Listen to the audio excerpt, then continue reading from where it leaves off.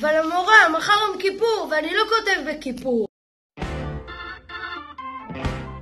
אז השיעורים לעוד שבוע. מנו, שמעת על האיפון? שקט! שקט. שקט. והשיעורים הם. מה שיעורים? מה? די, לא רצינו. מעמוד 51 עד 70. נו. השיעורים הם. מה שיעורים עכשיו?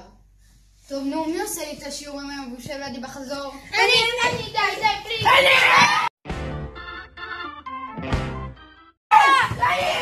טוב, אז אתה עושה לי את השיעורים ותקשיב. יש באנגלית, בספרות, בגיאוגרפיה, בהיסטוריה, בתנ"ך, ואם יש עוד משהו, אז בקיצור תעשה בהכל, עזוב. יש, זה שווה את זה. תראה, נעמי נתנה לי לעשות את השיעורי בית ובתמורה אני יושב לידה באוטובוס. איך תמיד מנצחת אותי בזה.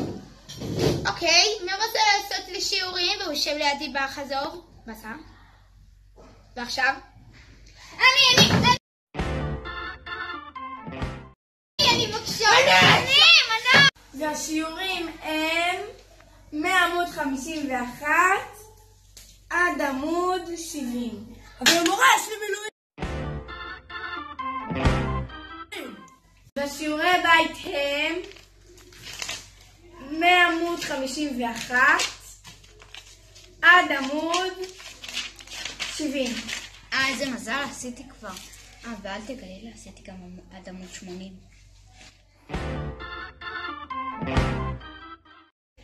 אפשר להעתיק? לא.